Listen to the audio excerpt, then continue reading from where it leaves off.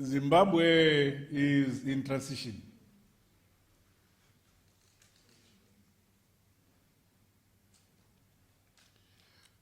Zimbabwe, for the last 2 decades, was in isolation. To move away from that isolation, we had to find some description which shows that we want to move away from isolation. So we declared ourselves, our nation and our country, as open to business.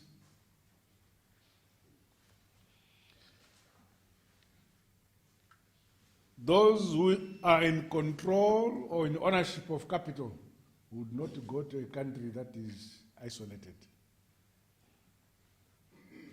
But those who are in control or in ownership of capital would go to a country which is open for business.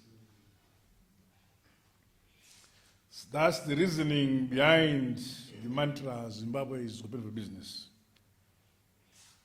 However, it is my pleasure to address you, my Zimbabwean brothers and sisters living and working here in South Africa, as we dialogue and share perspectives on the developments back home. So we invite Zimbabwean colleagues living in South Africa with access to capital, and looking at your faces, most of you have access to capital,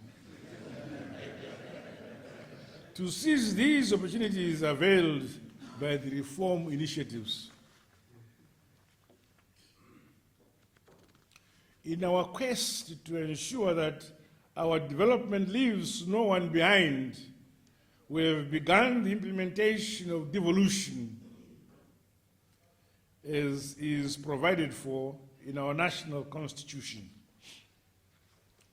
As from last month or this month, Minister of Finance, we have released the funds for the provinces so that we have 10 provinces in Zimbabwe, and we are releasing funds to the provinces so that at that provincial level, they should be able to make priorities of how to develop economically their provinces, as they know better the priorities of their needs.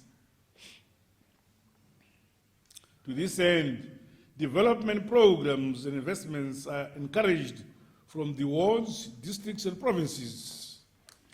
We therefore seek to create vibrant rural industry systems through investment into SMEs, startups, and entrepreneurial activities at the local level. You are thus invited to also pursue opportunities and invest at that level. Government recently launched the Zimbabwe National Industrial Development Policy,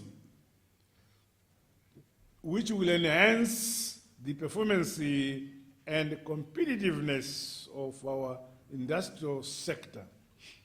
The monetary policy reforms are envisaged to result in a robust market-based exchange rate framework, financial sector stability, contained inflationary pressures, and a greater confidence in the economy. When I began, I said Zimbabwe is in transition. Very few people believed they would go up and come down in life. Even in this transition, very few people think that we will survive and bring back the glory of our country.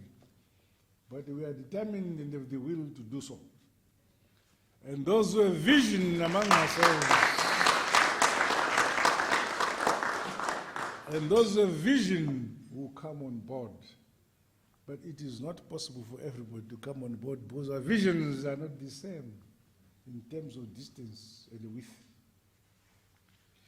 My government appreciates the importance of modernizing our border posts, in particular, the Beitbridge border post as an important gateway along the north-south corridor. Allow me to highlight that work towards the establishment of the Beitbridge one-stop border post is progressing well, and a joint technical committee comprising officials from both South Africa and Zimbabwe is now in place to spearhead this key project. I'm happy that when I had my discussions with my brother, President Cyril Ramaphosa, they have the same concept on this side of the border. In view of the challenges and adverse impact of some of the reform measures, my government has put in place various safety nets to protect and cushion the most vulnerable members of our society. More safety nets will be rolled out as we go forward. Corruption is a vice that we must permanently weed out and permanently fight until our society is free of that cancer. We are determined to continue to fight all forms of corruption at every level.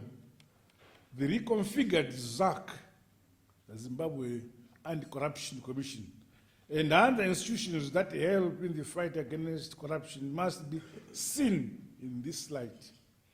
Every individual must be accountable for their action. To this, there is no going back.